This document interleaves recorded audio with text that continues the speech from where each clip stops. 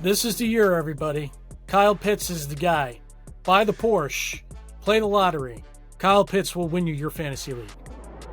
All right, everybody, welcome back. As always, I am your party host, and along with me is Jacob Camenker, who puts the fantasy in fantasy football. And Jacob, now this is week two's now in the books, and we're starting to get a better idea of what we can expect from players. So some big injuries, some bad performances, some really good performances, a little bit, some surprises across the league per usual. But I want to get us into a segment called Buy or Buy. And we've compiled a list of guys here, and I want you to tell me whether this player's fantasy stock is rising or it's falling. So let's start off hot here, because the topic du jour, or one of the topics of the week, is J.J. McCarthy injured, potentially out up to 4 weeks with an ankle injury, and in steps an old friend, Carson Wentz, and we know that Carson's probably going to be throwing the ball to Justin Jefferson a little bit. So Justin Jefferson, Jacob, is that a buy or a buy?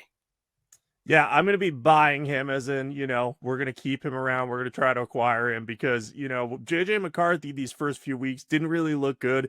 The kind of running slogan with him is he had one good quarter of 8 and 7 bad ones. So he looked a little overmatched. He's still developing at the NFL level. So there was always going to be some growing pains. It was just a question of how much. And I think there was more than a lot of people anticipated, given how good of a coach Kevin O'Connell has been at developing quarterbacks. Now, with that said, I think Carson Wentz has some pretty good upside here in terms of how he's going to play the position. He played for Sean McVay and the Rams for a year, and Kevin O'Connell comes from that system, comes from that coaching tree. So if Wentz can have sort of a smoother operating style in this offense than J.J. McCarthy, Jefferson should have a higher ceiling. And he still did get targeted 13 times, so his target floor should always be high. It's just getting him to that ceiling with the higher end passer. That's what we're really going to be looking for. And I think Wentz, as weird as it sounds, might be more consistent than JJ McCarthy at this point. I don't think that's too much of a hot take, Jacob, because I think the one thing that we've seen with Wentz in his career is that he's not afraid to throw those effort balls downfield, right? Like, he made a career, and a lot of people know this, kind of the meme with Carson Wentz is just throwing the ball downfield and maybe getting a pass interference in the process, right? But do you have any concerns with his maybe rust level? We haven't seen a lot of Carson Wentz in recent years. How do you think that factors into the Justin Jefferson discussion? Yeah, I think rust could be a real factor here. That's why, if you're desperate for like a quarterback stream this week, I don't hate Carson Wentz because the Bengals don't have the greatest defense, but I think it's going to take him some time. He was a late offseason acquisition too, so he's only been with the team for a few weeks to a month at this point. But I think, like you mentioned, because he takes shots downfield, because he's not afraid to get those pass interference calls, I think that that's going to put them in a good situation where we're going to be seeing Justin Jefferson get way more downfield targets. And I just think that his ceiling is much higher with Carson Wentz. So I'm not too worried about the rust, because it can't really, even if he's rusty, is it going to be that much worse than what JJ McCarthy showcased through the first 2 games? My guess is no. All right, Jacob. So we go from one of the best wide receivers in the NFC to another one of the best wide receivers in the NFC, and that's A.J. Brown with the Philadelphia Eagles. Now, he was on the side of the milk carton week 1. There wasn't a lot of talk. People were wondering what happened with A.J. Brown. How come they weren't feeding him the ball? Week 2, they were promised that, maybe we'd get a little bit more A.J. Brown, and 5 receptions and I think 27 yards, something small, short like that. Buy or buy on A.J. Brown? The interesting conundrum happening in Philadelphia right now. I'm going to say buy, as in we're selling him at this point. Like, if you can get a decent trade offer for AJ Brown at this point, I would at least consider taking it, because he's still a talented receiver, but I just don't know that the situation in Philadelphia is going to be conducive to him being a top tier fantasy producer. We've seen the Eagles run the ball at a 60% clip through 2 weeks. That's easily the highest mark in the NFL. And I think they're going to want to continue to be run heavy because, we've seen the conversation around the tush push. It's an unstoppable play, and they could chew clock if they run the ball with Barkley and just get into those short yardage situations with the tush push. So I think between those two things, you have Brown's going to have trouble getting targets there. And then even when he has been targeted, his average depth of target is just 7.2 yards downfield. That ranks 144th in the NFL. And it just speaks to the fact that Jalen Hurts isn't taking a lot of downfield shots. His A dot the average depth of target is 5.9, which is the second lowest among NFL quarterbacks, ahead of only Aaron Rodgers. So, you add all that together and you look at AJ Brown and you say, does he have a good ceiling? Yeah, but his floor some weeks, he's just not going to have the opportunities needed to be a top tier guy. So if you can get a decent return for him via trade, I would really consider doing that, because I just think his name is more valuable at this point than what his production is profiling to be. Jacob, I have a question for you, and this might be an early overreaction, but when you look at the Eagles' offense, is there any fantasy concern long term between Saquon and Jalen Hurts and AJ Brown and Devontae? Like, what's your outlook on the Eagles' offense overall? Yeah, I think if you're looking at this from a long-term lens, I would downgrade the receivers solely because we are seeing them go very run heavy, which makes sense given the personnel they have, given that Saquon Barkley's healthy, given that Saquon Barkley is still playing well. We've seen Jalen Hurts, come out of the gates a little slower as a passer. He's still accurate, but we're just not seeing them go for those big chunk plays downfield. It's almost like they know that their defense, which has lost 4 or 5 starters from last year, depending on how you look at it, is still gelling with all the new pieces they've put into place. So they kind of want to be this ball control, ground dominant team so their defense doesn't get exposed as much. Maybe that changes as the season goes along, but I think they want to be a ground and pound. We're going to play defense a little bit team more than anything else right now. And not to mention, they also have new offensive coordinator in Kevin Patullo. So there's a lot of moving parts there. A lot of I don't think it's time to sound the alarm bells yet, but it certainly doesn't look quite as fluid as it did at this point last year. From Philadelphia, Jacob, let's make a trip up I-95 up to Boston, Beantown, and we got TreVeyon Henderson out there with your boys, the Patriots. And I'm a little curious, Jacob. Is Henderson at this point a buy or a goodbye?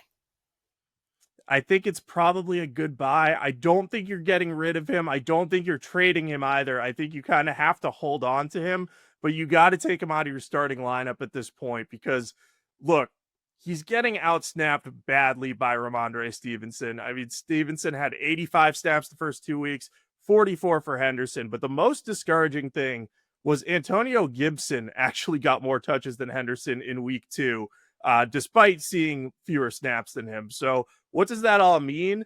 I think it means that Mike Vrabel and Josh McDaniels are at present reluctant to trust a rookie running back. Despite being an explosive playmaker and despite having high-end potential, they don't think he's ready for this big role. So I think that because of his combination of speed and elusiveness and pass catching ability, Henderson is still the type of guy you want on your fantasy team, because in the second half of the season, he could end up being a big weapon. It's sort of like Jahmyr Gibbs' first season. He was playing behind David Montgomery in his first season, but eventually kind of split the workload with him and made a lot of explosive plays in the second half of the year. I think Henderson's arc is similar to that, but he's not going to have the same type of carry or touch volume in the early stages of the season. So he's more of a boomer bust flex play at this point than that kind of high-end RB2 that a lot of people drafted him to be. So it feels wrong to bench him, but I think it's the right move at this point. Let's move on, Jacob, from the East Coast to the West Coast, and we got Omarion Hampton, running back with the Chargers, rookie. First-round pick. I know that for some people, myself included, was a sexy pick to win Offensive Rookie of the Year. It just hasn't seemed to happen yet for Hampton, and it's maybe a little bit concerning considering Jim Harbaugh really wants to run the ball out there. How do you think Hampton's outlook looks right now, and is he a buy or a buy candidate? I think you're buying on him, buying low in this case, because he really hasn't looked good as a runner through 2 games. He's averaging just 3.1 yards per carry, which is hard to believe because, in college he had some breakaway plays, and the Chargers have a decent offensive line. I know Rashawn Slater's out for the season, but moving Joe Alt to left tackle, it feels like they should be blocking the run better than they are right now. Now, I get that there are going to be workload concerns with Hampton because he and Herbert had at the end of their last game a botched exchange that resulted in a fumble. That might end up having Najee Harris eat into his workload a little more. Maybe it'll be balanced. But like you mentioned, Jim Harbaugh and more so Greg Roman love to run the ball. They're not just going to abandon this guy. They spent a first-round pick on him. They're going to keep giving him touches. They're going to keep running the ball in the appropriate matchups. I know they've been more aggressive throwing the ball early in the season, which has been interesting to see. I don't think a lot of people would have expected that. But as the year goes on, they're going to want to run the ball heavily. And I think there's enough volume in this offense to support both Hampton and Najee Harris's quality flex plays. Now, eventually one of them's going to emerge as the guy in the backfield. And, if you had to pick one, it's probably going to be Hampton. So I would be patient with him. If you have him on your roster, keep him. And if you can get him in a buy low trade, I would consider doing it because he's going to be a guy you want on your team, especially in the second half of the year.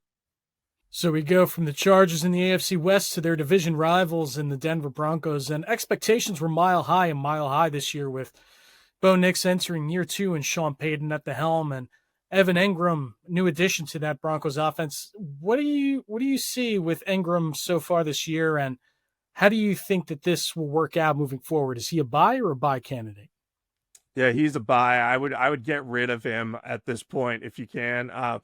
I know fantasy tight end is a wasteland, and a lot of people spent mid-round picks on him, but it has been so discouraging. As someone who drafted Engram a lot, I'm going to just get that out of the way. He is on a lot of my fantasy teams, but he's played less than 50% of the snaps in both of Denver's games so far, and he's been working behind Adam Troutman, who's been their number 1 tight end.